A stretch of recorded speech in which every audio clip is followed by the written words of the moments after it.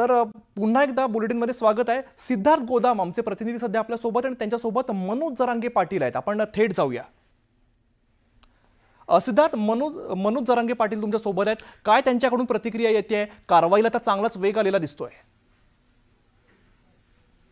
अमित, मनोज जरांगे पाटील असतील किंवा इतर सगळे जे मयत सरपंच संतोष यांच्या पाठीशी उभे राहिलेल्या सर्वांची इच्छा होती 302चा गुन्हा लागावा, हत्येचा गुन्हा लागावा आणि त्यानंतर त्यांना मकोकाच्या अंतर्गत त्यांच्यावर कारवाई व्हावी।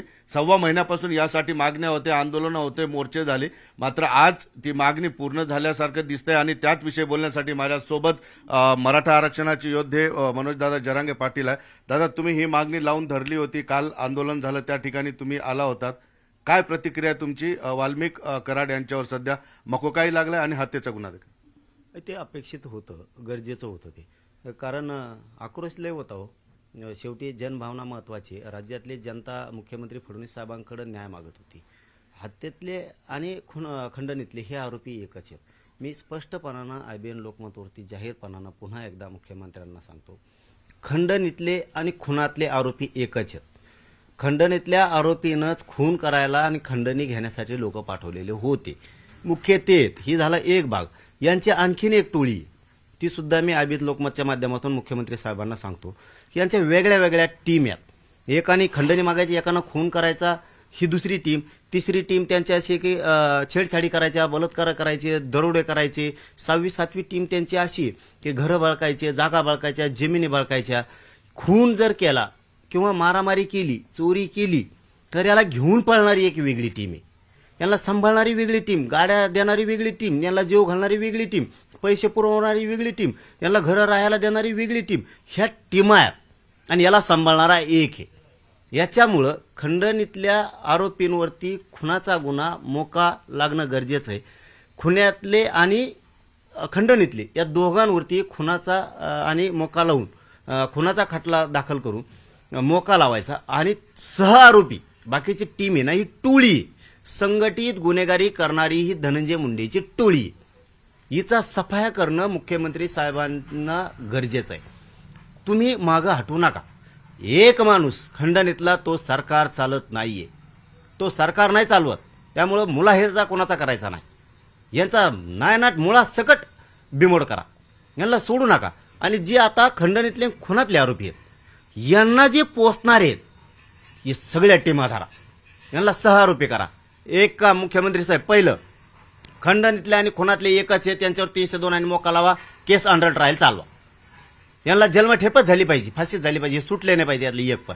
दुसरं काम, यांना साथ देणारे सगळे 302 मध्ये सहआरोपी करा, एकाला पण सोडू नका। 100-150 जणच असतील पण यांनी पुरं राज्य वेठीस धरलंय साहेब, पूर्ण राज्य वेठीस धरलंय। यांचा समूळ नायनाट करा। राज्याला मुख्यमंत्री साहेब एकामुळं डाग लागू देऊ नका आणि यांचा पाठी राखा, मात्र नार्को टेस्ट करून शोधा, कारण हे पुरावे नष्ट करणार नाहीत। म्हणून यांचे नार्को टेस्ट सगळ्यांची करा आणि यांचे पुरेचे पुरे हे मध्ये टाकून हे यांचा पुरा नायनाट करा। ती जातले चांगली हो, आम्ही वंजाऱ्याला, धनगराला, दलित मुस्लिमांना, 12 बलुतेदार कधीच बोललो नाहीत, कधीच बोललो नाहीत, बोलणार सुद्धा नाही, त्यांच्यात लय लोक चांगले आहेत। पण हे धनंजय मुंडेची जी गुंडाची टोळी आहे ना, संघटित गुन्हेगारी करणारी टोळी, हिने त्या जातीची, जिल्ह्यातली सगळी समाजाची पतच घालून टाकली। आज त्यांच्यावरती खालीमान घालून चालायची वेळ ह्या टोळीने आणली। म्हणून मुख्यमंत्री साहेबांना सांगणं, हे एकटा खंडणीतला राज्य चालवत नाही, अजिबात चालवत नाही, याचा समूळ नायनाट करा, सगळे शोधा यातले, हे पुरेमध्ये टाका, डाग लागणार नाही।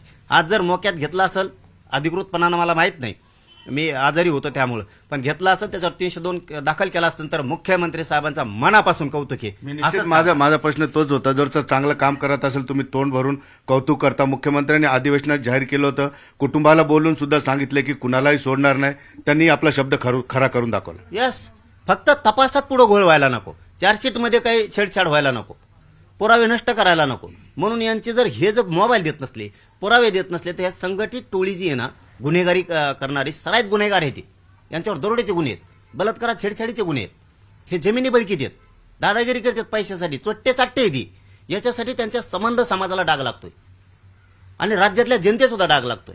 मग राज्याला जर डाग लागू द्यायचा नसतं तर मुख्यमंत्री साहेबांचं यांना मध्ये टाका, खरंच मनापासून तुमचं कौतुक आहे मुख्यमंत्री। पण सुटता कामा नये, याच्यातला एकही आरोपी सुटता कामा नये, एकासाठी पुरं राज्य अंगावर घेऊ नका मुख्यमंत्री साहेब। रोष पत्करू नका जनतेचा, कारण ही टोळी आहे. हे पैशासाठी याला जात फात काय कळत नाही. कोणत्या जातीचा आहे, आपल्या आहे का दुसऱ्याचा आहे का, कचाकच मारित. माज आणि मगरूर यांचा उतरला पाहिजे, कारण हे कनेक्शनला डेंजर आहे. धनंजय मुंडेंनी ही टोळी तयार केलेली, ह्या टोळीचं कनेक्शन लांबपर्यंत. हे टोळीचं कनेक्शन सगळं शोधून काढा.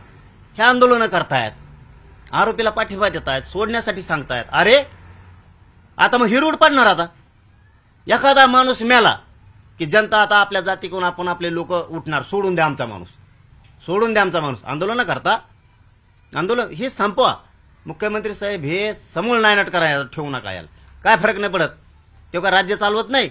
पाटील साहेब, मकोका लावा, आरोपींना अटक करा, 302चा गुन्हा लावा, हत्येचा गुन्हे लावा, या सगळ्या मागण्या कुटुंबाच्या होत्या, तुमच्या होत्या, सगळ्या समर्थकांच्या होत्या. आता ह्या मागण्या पूर्ण झाल्या, इथून पुढे आंदोलनं होणार आहेत का? राज्यभर जी आंदोलनं होत आहेत काय ते तर आता समाज ठरवलंच. त्यात काय दुमत असण्याचं कारण नाही, कारण आनंद तर नाहीच आहे. त्यांना फासावर लटकेपर्यंत, जेलमठेप होईपर्यंत मात्र अंडर ट्रायल चालवा. यांची मुख्यमंत्री साहेब सगळ्यांची अंडर ट्रायल चालवा. पण हे लय किचकट आहे बरं का फडणवीस साहेब. हा किचकट विषय, ही खूप नेटवर्क खोलपर्यंत गेलेलं आहे. तुम्हाला हे मुळा जाळासा जर उखडायचं असेल, तुम्हाला मुळा इजा करता येणार नाही.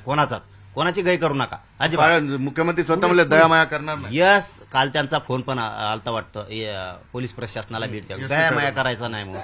योग्य स्टेटमेंट आहे. तुम्ही दयामाया करू नका, कारण हे नेटवर्क मुळा जाळासकट उखडून काढा. कारण हीच योग्य वेळ आहे की हे गुंडगिरी करणारे, खून करणारे, बलात्कार करणारे यांच्यापासून राज्याला डाग लागतो. कलंकित होतं राज्य, होऊ देऊ नका.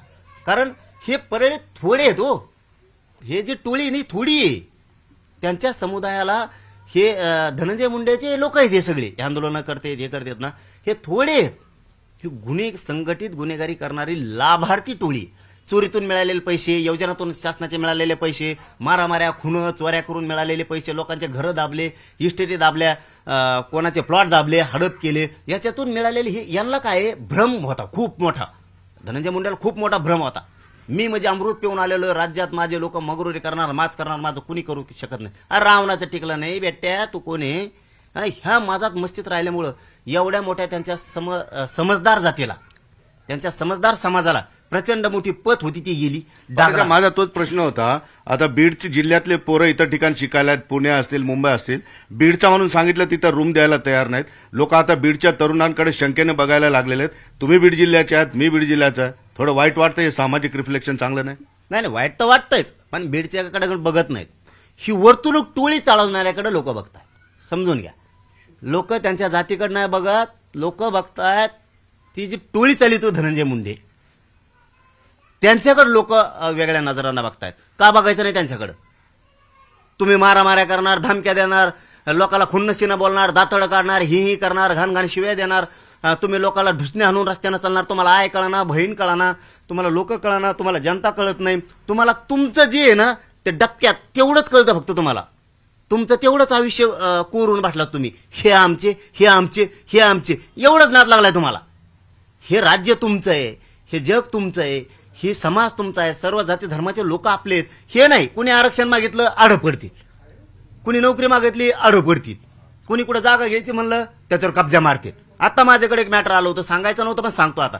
या माजलगावमध्ये तिथं वडवणीला आहे, चिंचपूर गावात, तिथं यांच्या ह्या धनंजय मुंडेच्या टोळीनं एक जणाच्या जमिनीवर कब्जा केला. आता 2 घंटे घेऊन गेला. मी आता पाठक साहेबांना, SP साहेबांना सांगितलं ते उठवा म्हणून.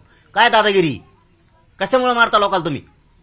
काय संबंध आहे? त्या नितीन साठेला मारलं त्यांनी, त्या बोरखेडीच्या महाजनवाडी जवळच्या परळीत.